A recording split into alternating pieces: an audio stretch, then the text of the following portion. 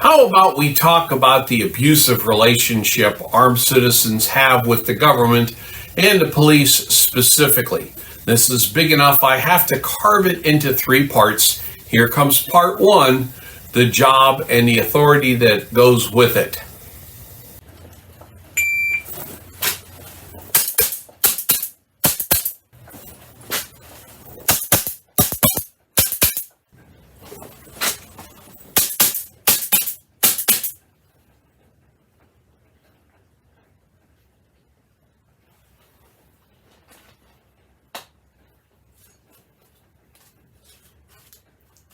Hey everyone, welcome to The Armed Citizen, a channel focused on giving you content that I wish I had known when I first started carrying some 30 years ago.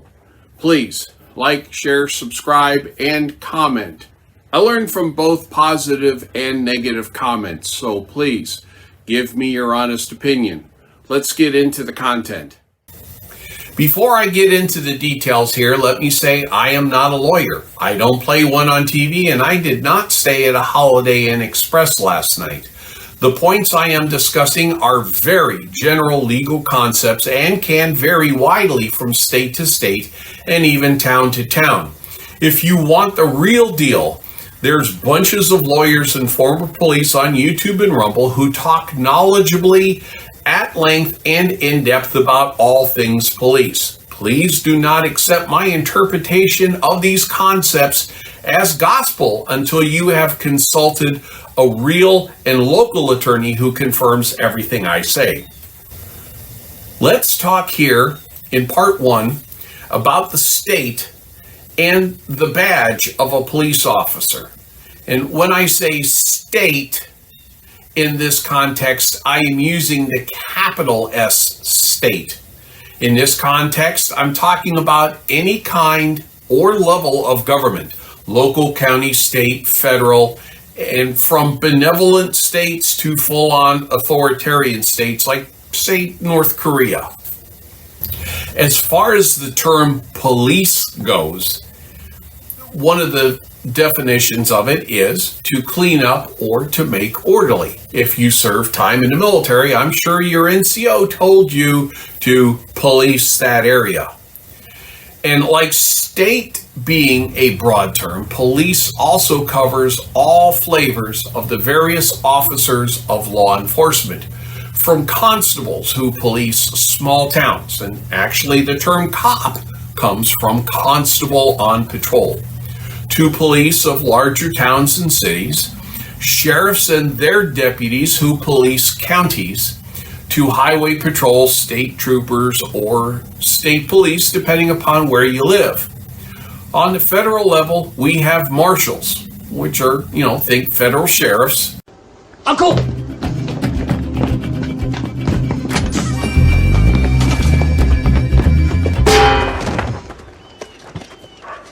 Oh, U.S. Marshals. And finally, agents, which covers the 3-letter agencies. All of these men and women are all law enforcement, which literally means they enforce the laws they are charged with enforcing. Their job, simply put, is, upon complaint or witnessing a potentially unlawful act, to investigate if a violation of law happened, collect evidence, identify who they think did it, and then arrest said subject and present the suspect and evidence to the prosecuting attorneys they report to. Now, in my day job, I travel around to customer sites and fix their broken equipment. In order to keep my job, I have to close a certain number of calls each week. I don't know what job metrics are for the police. However, I'm reasonably confident that one of them is how many people did they deliver to lockup? So the first and most important concept an armed citizen must wrap their head around is the government and police are not your friend. They do not have your best interests at heart. As I mentioned all the way back in episode 7, you are your own cavalry. They have no obligation to protect you. They barely have an obligation to arrest your attacker. If the police don't have the time and resources to investigate your complaint, or if the mayor or city council orders the decriminalization of the crime committed against you, good luck getting any kind of justice. And if you try to extract justice on your own, they will be all too happy to lock your sorry ass up, though. Police are trained and indoctrinated to regard everyone they encounter to be suspects. Everyone. Even if you called them, you are suspected of committing a violation of the law. They just have to figure out which one it is. You could have called the police because you had to draw your weapon and stop a threat. And if you say something while talking to the officer on the scene, warning, don't. We'll talk about that more in part 3. That if you say something that destroys your innocence of being the victim, which I talk about in episode 4, the book you need to read, the guy who attacked you might go to county, but you will be going to county. In order to do this job, the state invests these people with the authority to commit violence to effect arrests. The state, no matter what kind they are, always has a monopoly on violence. In societies like the United States, under certain circumstances, the state will allow this power of violence to the average citizen under very limited and specific circumstances, which we will discuss in part 3. Again, the police have the authority to commit violence. They will have to justify it to their bosses. However, they have a wide latitude and a subjective standard to perform whatever violence or whatever level of violence they think is necessary to subdue you. The police's greatest power is the power to arrest. This is a terrible power, as in, the battle hymn of the Republic's terrible swift sword. That's an terrible amount of authority to wield. Just being arrested can alter the trajectory of a person's life. Because of that, judiciousness and prudence should always be applied before the handcuffs. And the police are free to use any level of violence they deem necessary to put you in handcuffs. I'll explain that in a bit. The police's next power is they have not just permission, but a mandate and orders to lie to you. They will say anything to muck with your head, anger you, and cause you to say something that they can use to lock you up. On the reverse, if you lie to them, lying to investigators is an arrestable and prosecutable offense. Martha Stewart did not go to jail for insider trading. She spent time in prison for lying to investigators, and again, we're going to talk about that in part 3. Your biggest enemy is your mouth. Your biggest ally is your silence. Never forget this. You have zero obligation to speak with the police. You have zero obligation to assist them in their investigation. You have zero obligation to identify yourself until they can articulate a crime they think you have broken. You assist them to put you in jail by answering questions, identifying yourself without just cause, and so on. You will never fast talk your way out of a police encounter, and almost certainly trying to talk your way out only gets you in deeper with more charges. Even with a traffic citation, take the ticket.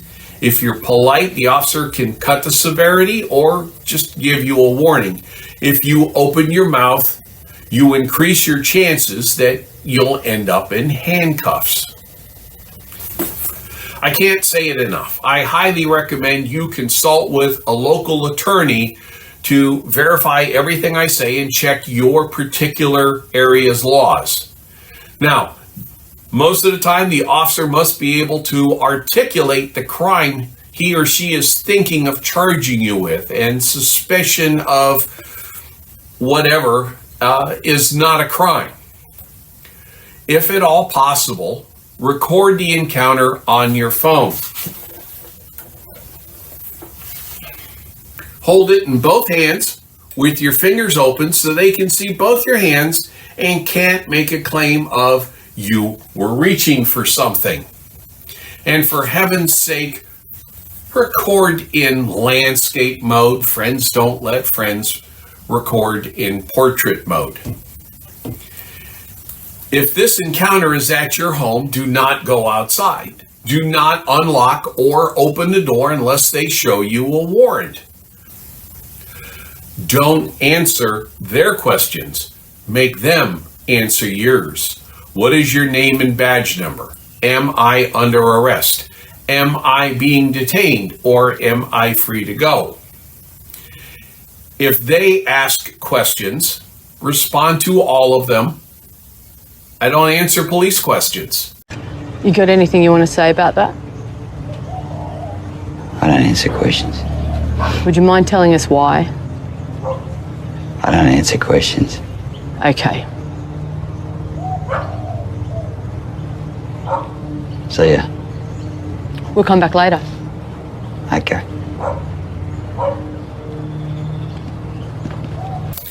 Now, the first limitation on police is what we call a continuum of force. These are specific levels of force that are authorized, and police are directed to use the minimum level of force to apprehend you. The first level is presence. They're just standing there because not many people are going to perform a crime under the direct watch of a police officer. Second level is verbal commands. Stop, come here, let me see your hands. Things like that. Pretty basic stuff. The third level is known as open hand compliance.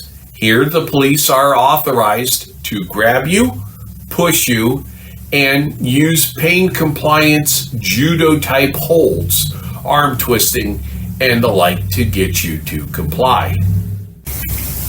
The fourth and fifth levels are blurred here depending upon what agency or state you're talking about. Ostensibly, the fourth level is called closed hand compliance, where the police can actually strike you with a fist or whatever.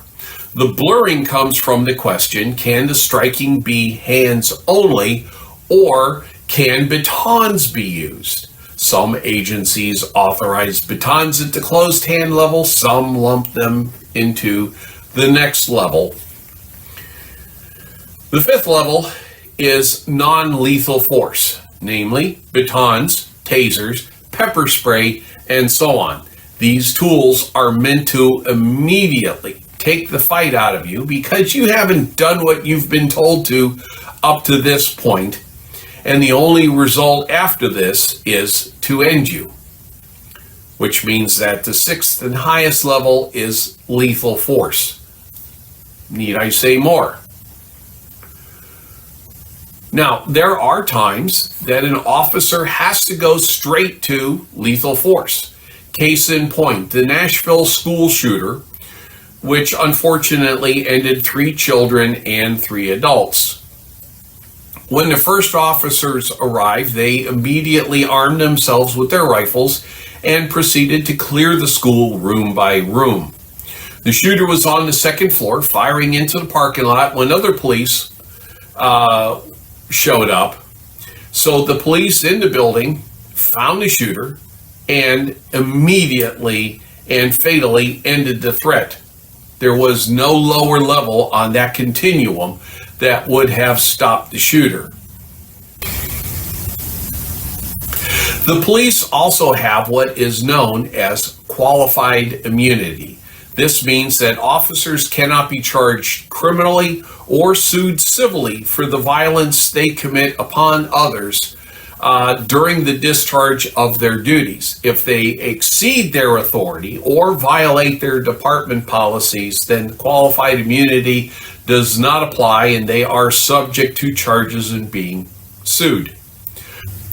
A case in point comes from Minnesota in 2021, where two officers, one of them a trainee, was attempting to arrest a suspect who had an outstanding warrant. The officers had him down and was attempting to cuff him. However, the suspect was being, shall we say, enthusiastic with his disagreement that he should be arrested. The instructing officer yelled, "Taser, taser, taser," to let the suspect and the other officer know she was about to shock the suspect with a taser to obtain compliance. Instead of reaching across her body for her taser, she reached for her hip, pulled her firearm, and unintentionally ended the subject right there. The consequences were that this officer was found guilty of manslaughter, and the city had to pay several $1 million to the family of the deceased. Hypothetically, let's say in this encounter, the officer actually drew her taser and used it on the suspect. That act was within the continuum of force and the policies of the officer's department. Let's say the suspect had a heart problem or some other bizarre set of circumstances that caused him to expire from being shocked by the taser. The officer in this case would have been covered by qualified immunity and would not have gone to jail. The family of the suspect would also have been unable to bring suit and would not have gotten a penny out of the city. Because police have such immense powers, they are held to a very high and narrow standard that they have to achieve in order to do their job. However, once there, they have a wide latitude on how to handle an encounter. Take, for example, entering your home. The standard is they must present evidence to a judge who then signs a warrant, and they can go in. When the police are at your door and do not have a warrant, they can use what's called exigent circumstances to enter your home without a warrant. If you open the door to talk to the police, they are trained to stick their foot in the doorway so you can't close the door and end the encounter. If you attempt to close the door on their foot, the officer can claim you assaulted them. Never mind that they put their foot there in the first place. Once that happens, they can and will barge in to arrest you for assault on a police officer. And hey, they're already there. Let's have a look around while they're at it. Their fishing expedition came out satisfactory for them while you are being charged with assault of police officer, disorderly conduct, felonious mopery in the second degree, and whatever else they can find. Another example of exigent circumstances is the officer can claim, "It smells like someone's cooking meth in your house," or "I hear someone sounding like they're in distress." And every circumstance surrounding an event like this is better answered by lawyers and not me. I'm only stating that, warrant or no warrant, police can enter your home if they really want to, and you don't do things exactly right. The police have to be able to back up their claims and actions against you, or they're in trouble. However, they can always charge you with something like disorderly conduct, mopery in first degree, So that being said, if the police want you, it doesn't take much. I can't say this enough. Consult a local attorney to verify and check your actions before you have police at your door. So that's it for this installment of talking about the police, specifically what it is and how they do it. Next week, we'll talk about the person behind the badge. Y'all have yourselves a wonderful day. Thank you for watching the entire video. If what I discussed here was valuable to you, I ask that you like, share, and subscribe, and maybe drop a few coins in my tip jar to keep me in ammo. Thank you.